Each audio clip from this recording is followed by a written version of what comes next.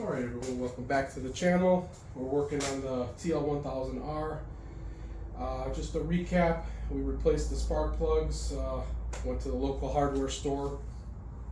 I'm sorry, not the hardware store, the auto store. And picked up two NGK spark plugs at a ridiculous $11 each.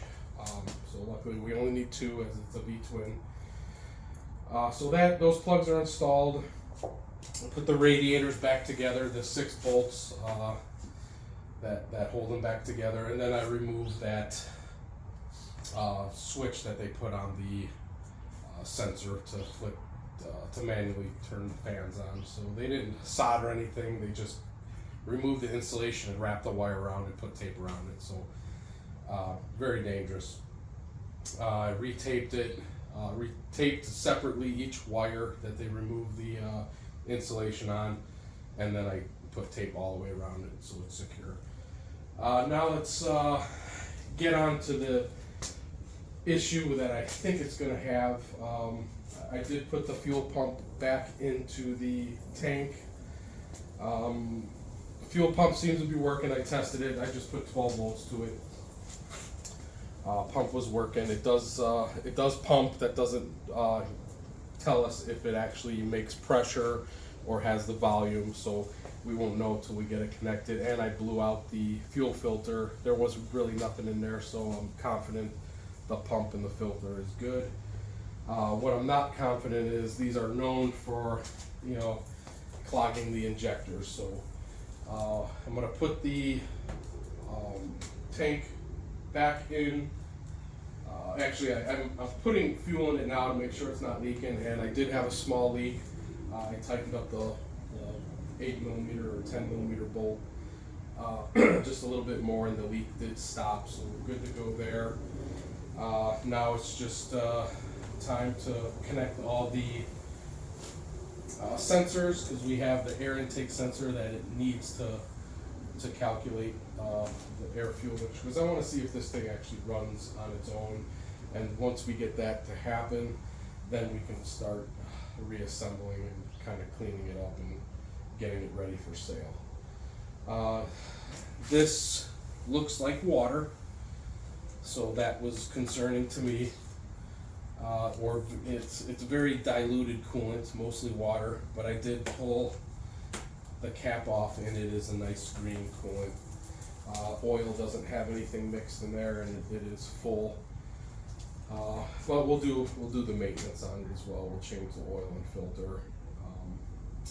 So let's get to it. Let's see if we can get this thing running. Let's see my tip-over sensor.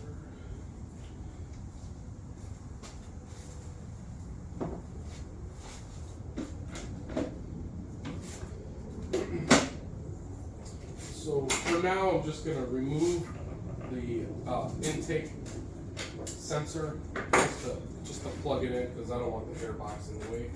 I want to see what's going on. Get the washer. That is the intake air temperature sensor. It needs that to calculate air-fuel ratio. And next is, we don't need this. This is some kind of evap or purge system. That's going to go away. We're not going to need that at all. Map is connected. Tip-over sensor is connected. So let's do it. Alright, we have fuel.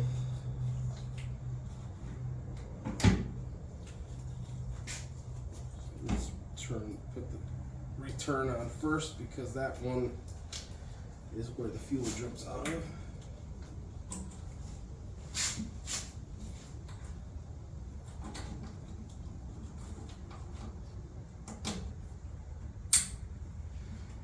Alright, connect the, we only have a little fuel in there just in case it did leak.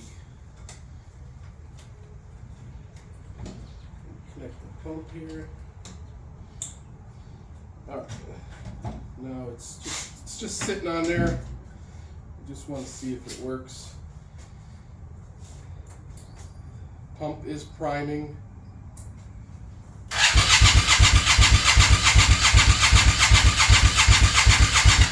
And that's what I figured.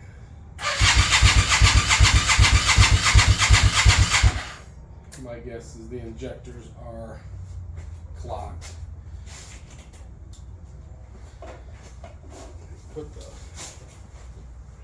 charger on it here, jump box.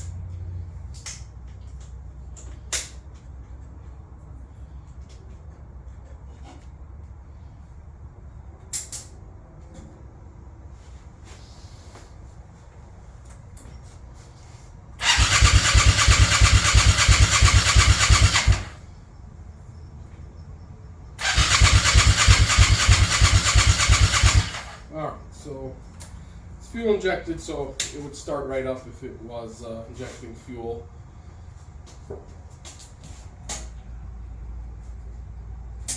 So now our next diagnosis point is going to be the injectors itself, so we can get the tank back off and we can assess the injectors. Got to check to see if they're even firing, because that could be a possibility as well. If they're not firing, then we may have a wiring or a control unit issue, but very rarely do control units go bad unless you do something stupid like, you know, reverse the polarity on the battery or run too much amperage to the bike and it'll zap the computer, or something as simple as welding on the frame or something, and you don't disconnect the computer. That can also zap the computer box as well.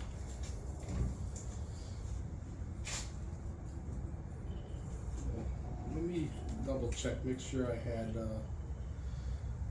my tip over sensor. Okay, just making sure the tip over sensor wasn't triggered, because I just have it sitting in there loose. Maybe we'll not start with that tip over sensor loose or engaged. Alright, let's get this out of here.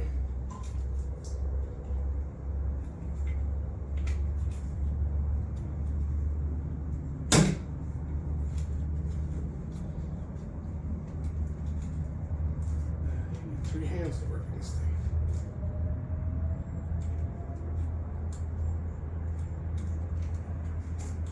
Let's see it from this side.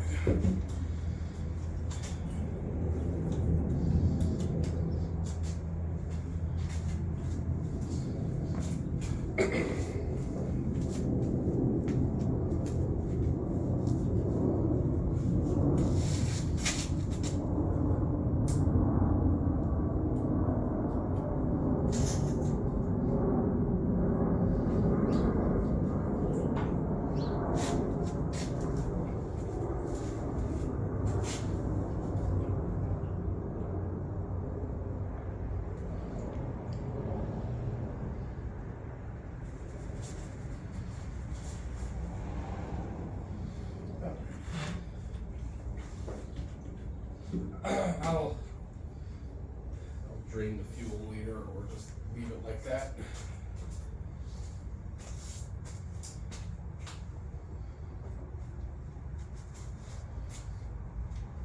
I'm going to put my intake air sensor back in, so I won't use it.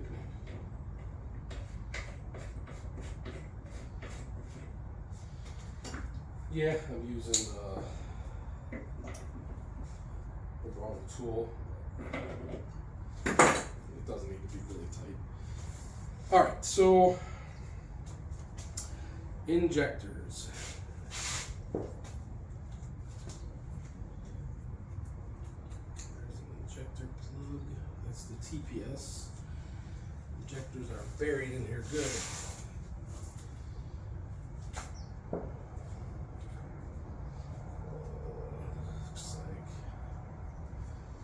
Can't see from there, so I'm gonna pull out the throttle bodies so you can get a better look at it, and then we'll disassemble the fuel rail and take a peek at the injectors.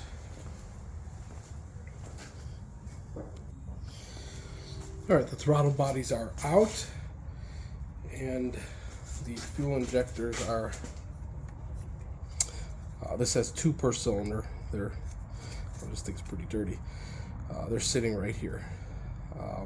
So in order to get them out, you got to take the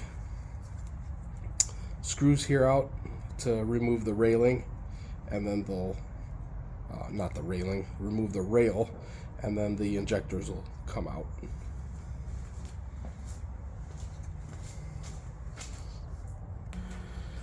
All right, we got the injectors removed. The screws here, you have to remove this bolt because you can't really slide them out, and then just the injector wires, and then you have the vacuum source to the fuel pressure regulator there, and then it pops right out. And then the injectors just pull out. They're held in with that O-ring is missing. It's probably somewhere in the actual rail, but injectors are just held in with the O-ring there, and they just pop right out. So I made a little makeshift harness here just to connect the connections to the fuel injectors to see if they actually pulse. If they pulse, then I'm going to put them on the bike just sitting there to see if the computer is actually triggering a pulse to the injectors, because you can hear it. You can hear them and feel them clicking.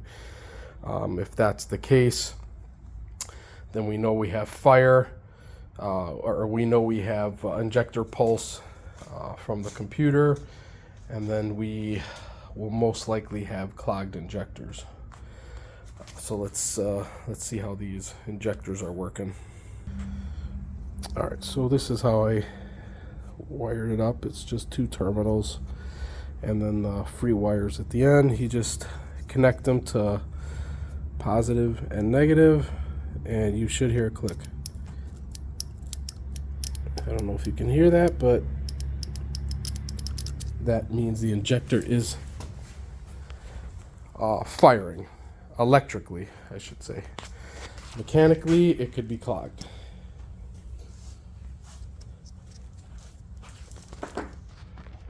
All right, here is the last one.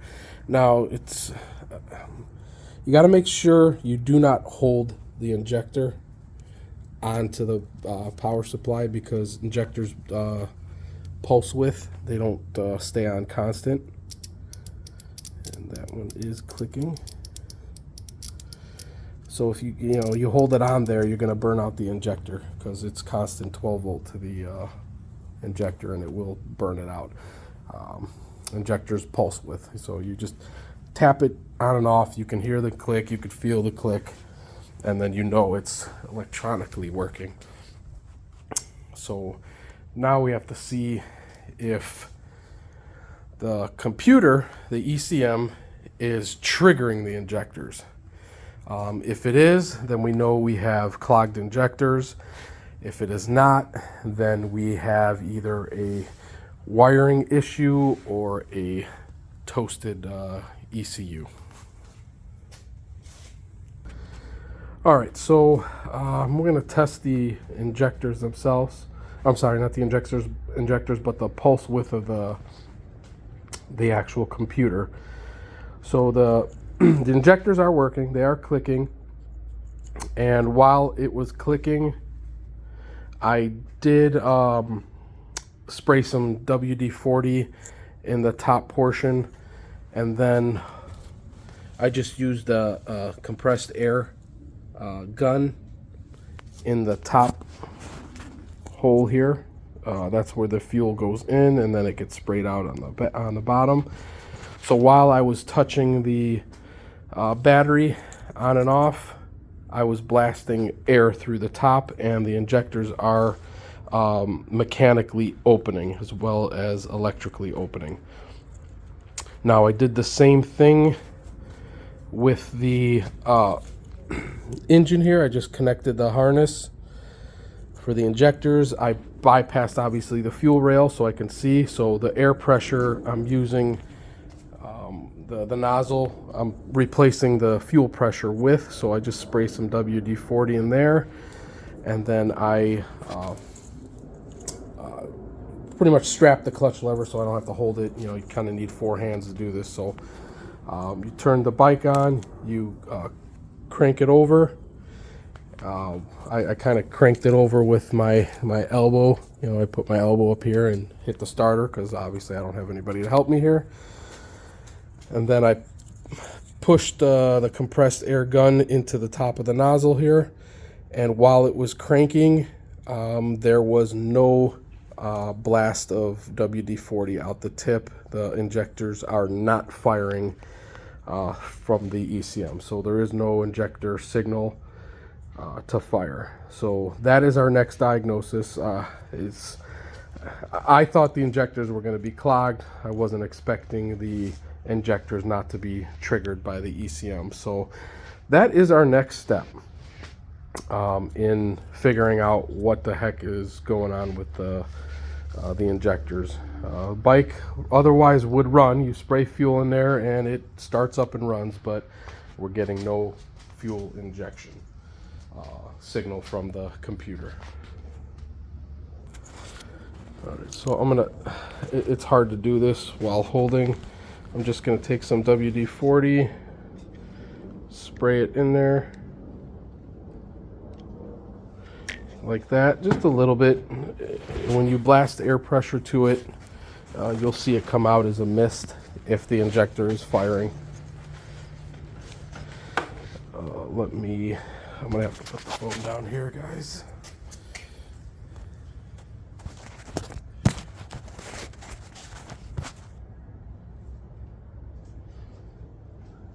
Hard to show this. All right, so we got to connect the harness. So right now it's connected to, I can't see that, it's 3.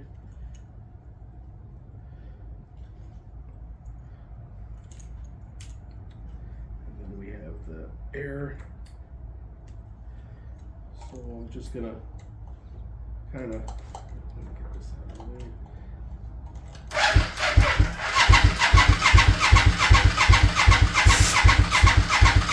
And nothing, no pulse width. The computer is not sending that signal, so that's how you diagnose this. Obviously, the best way to do it is actually pick up a set of Noid lights. You know, you can buy the cheap like Harbor Freight Noid lights, because I mean, honestly, you're probably not going to use it very often, so why spend the money on something expensive? So the Noid light essentially does the same thing as what I just did without the Noid light. You're just testing the actual, what do I do with that? Where's the harness? I lost it. All right. The Noid light essentially would plug into this connector, and when you crank the engine, the light would flash to show you that there actually is injector fire from the ECM. Whereas what I did, I just literally used the injector and some pressure, because you can't hear the clicking when you're, you know, idling, or it's very, very soft. So that's why I put pressure to the back of the injector to see if it did open. You would see a little blast of WD-40, obviously at this point, or WD-40 coming out the nozzle, but there is no injector fire. So let's move on. Let's figure out what's going on here.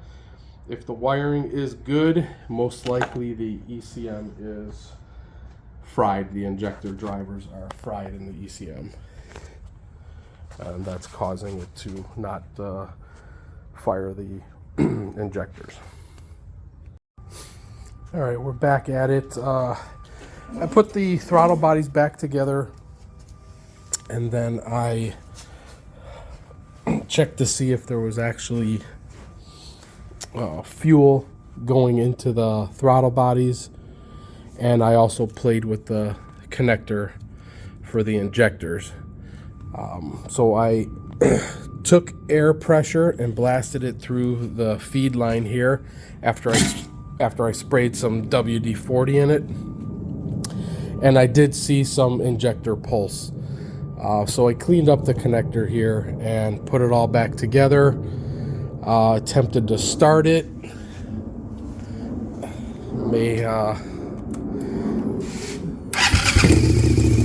look at that. She's running.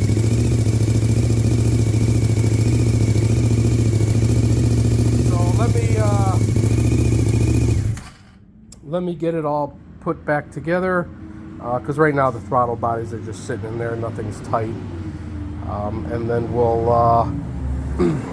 get the air box and everything put back together, put the tank on, and then attempt to take it for a spin. We'll see. Let's see what happens.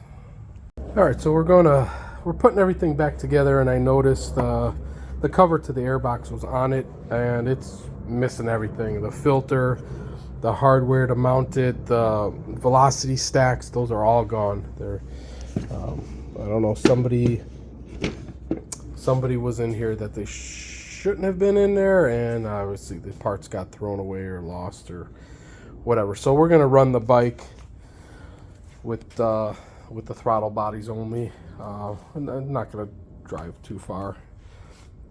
We have the intake temp sensor zip tied to the side of the bike, and I'll just kind of shove all this under here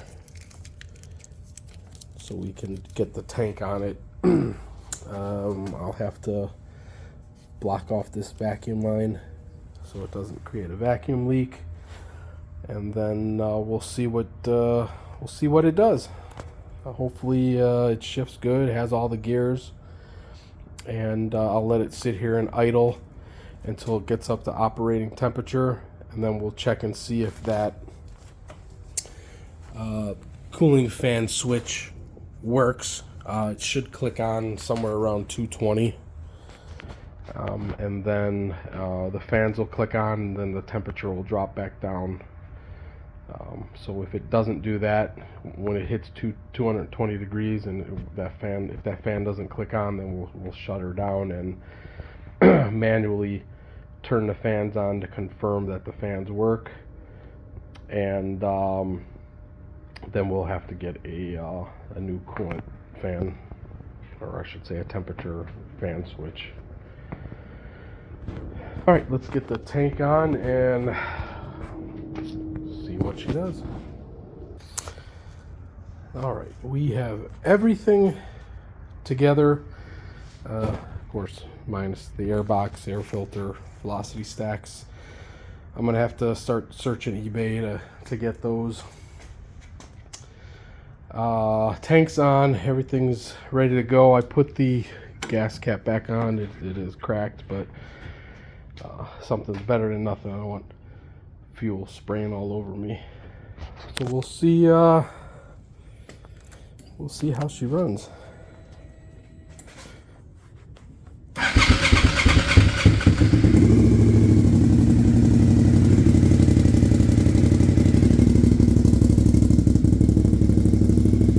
Those pipes sound awesome.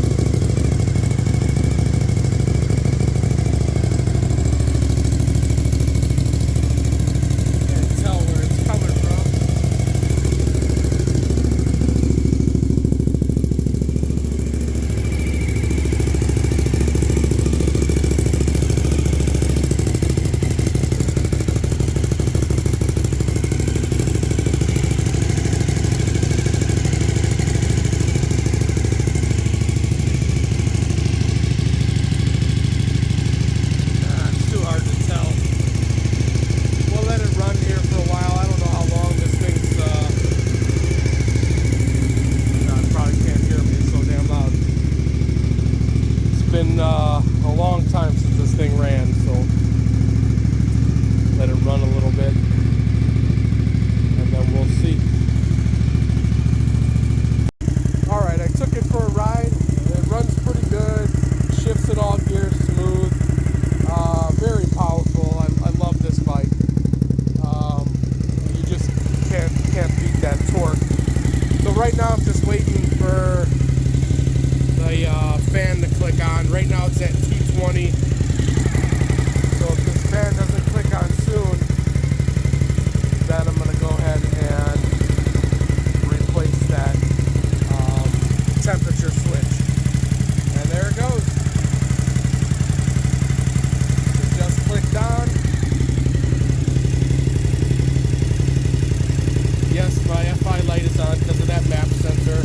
So what I'm looking for is the fan clicking on, of course, and now the temperature dropping.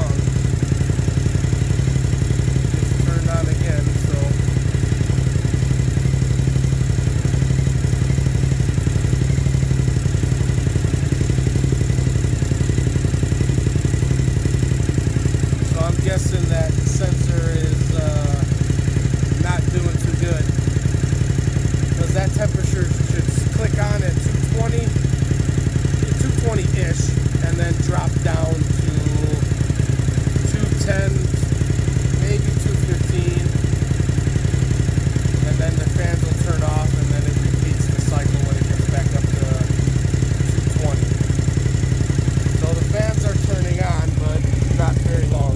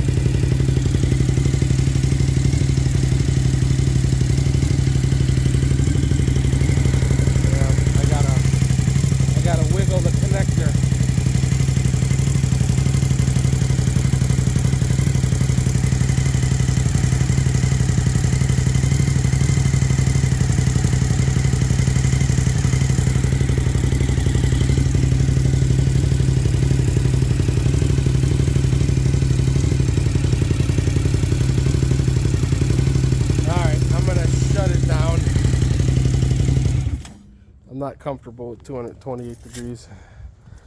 So it looks like I'll get a new fan switch, temperature fan switch, and then we'll reassess it. Plus I should probably Google when the fan is supposed to turn on and off.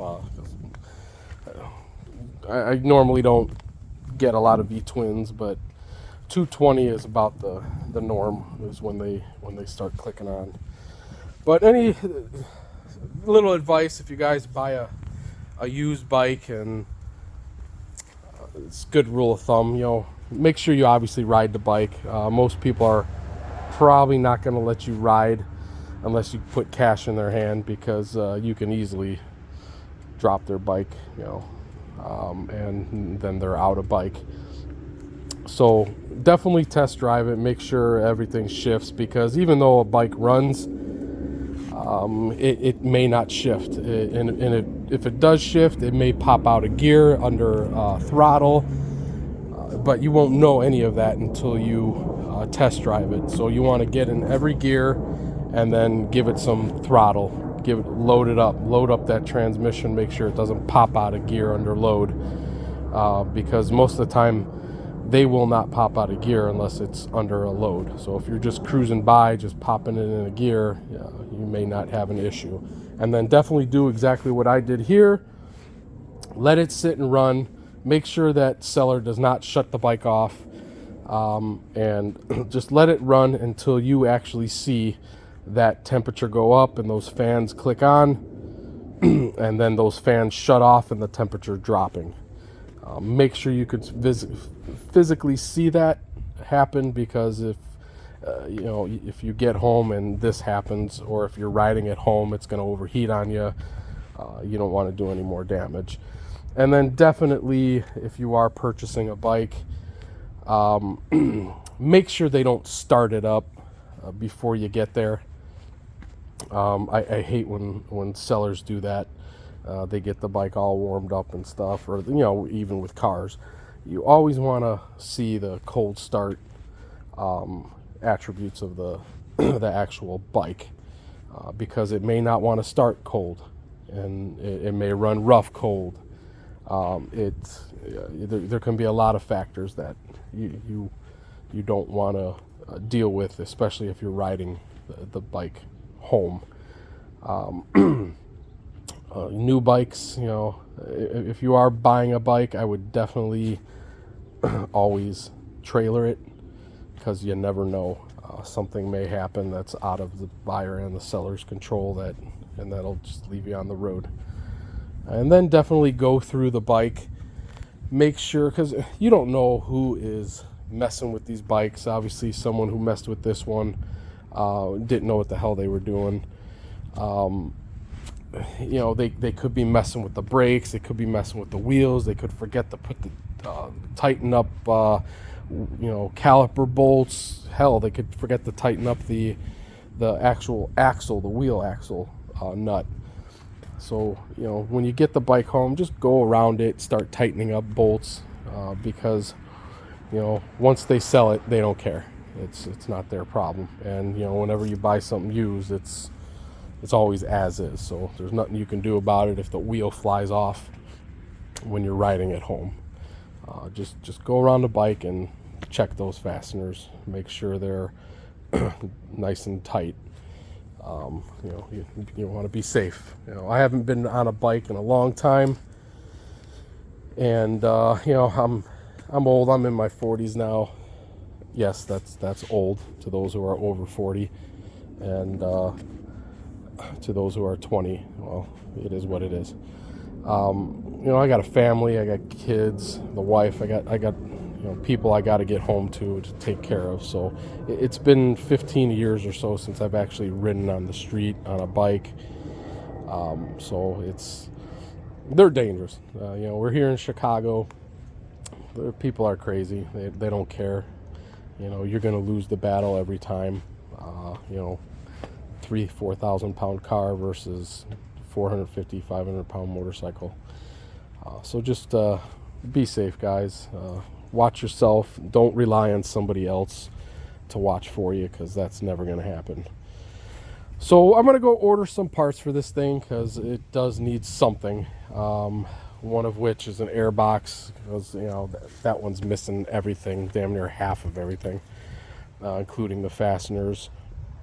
Definitely a coolant switch, or a coolant fan switch. And then I'm just gonna change the oil and filter on there, put the plastics back on, and then I do have to get some mirrors. I have to get the mirror upper stay, because it is pretty flimsy driving around like this when the fairings are off. And then obviously I see here that the fairing stay bolts are there, but there's no nuts. So this thing's flopping around. And then I may get the steering stabilizer if it's cheap enough, but you know, most people take those factory ones off and get the really expensive $300-400 ones that go on the stem. But otherwise it runs good. The brakes did clear up. They were kind of tight, you know, trying to roll it around, but after riding it and kind of wearing down probably surface rust on the rotor, they definitely loosened up. But that's all she wrote for this one. I'll make another video. This is part 2, so I'll make a part 3 when it's all done and ready for sale. All right, guys, see you next time. Oh, and I just want to add, this has nothing to do with the TL, but my previous post showed the future projects.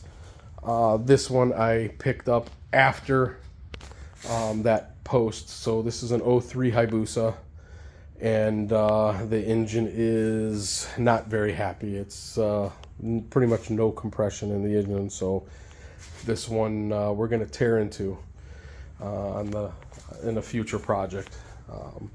So TL1000 is about wrapped up. I'll probably make one more video. And then the engine, I did purchase an engine for the Ninja 650, so that one's going to be next. This one's just going to be a simple engine swap. I bought a whole complete long block engine because there's a massive hole in this one. I threw a rod, so there's no point in going in it. It's junk. So we'll just do an engine swap on there and see how these things run. I heard great things about these. Obviously, they don't have the horsepower that the 600s have, but they are a parallel twin 650, so they do have quite a bit of torque, and I heard they were pretty fun. I haven't I'll let you know when the engine's in it. You'll see it with me. And then this disaster of a project I've had for about almost 2 years, maybe a year and a half. This is a 98 Honda Superhawk, and this is going to be our turbo project. I am going to turbo this thing. It scares the bejesus out of me because it's carbureted. We're going to do a blow through design, and you know, I'm looking. Hopefully, you guys can help me with it as I post videos on it. Because just me and carburetors, and we just don't like each other. So I love fuel injection. I love fuel injection diagnosis. But me and carburetors, I couldn't. All I could do was take them apart and blow air through them and clean them. That's about all I can do with a carburetor. So this should be a fun project. It is a good running bike. So I've ridden it plenty of times. It does still need quite a bit of work to be road ready. The front rotors are toast, and when you hit the brake, excuse me, when you hit the brake, it just shimmies all over the place. I can't seem to find a good set of OEM rotors. All I can find is outrageously expensive aftermarket rotors at like $300. So that's definitely not worth it. So we're gonna put the turbo at the bottom, right there where the mufflers go, and it is, some parts are sitting right here. It is going to be a KO3 turbo off of an older Volkswagen Audi 1.8. I've used that turbo before to turbocharge a early, I think maybe 04, 05 Gixxer 600, and it spooled up around 6,000 RPM, and that thing was fun. So please subscribe and like. I got plenty of content for you guys this winter. You know, we're running out of garage door open type weather, so we'll probably got another week and a half before these garage doors are closed. You know, and then it'll be a frozen tundra here in Chicago till about March, April. The only thing that sucks is I'm probably not going to be able to test drive the projects as I finish them at that point, because it's probably going to be too slippery. But anyway, we'll see you soon, guys. Thank you.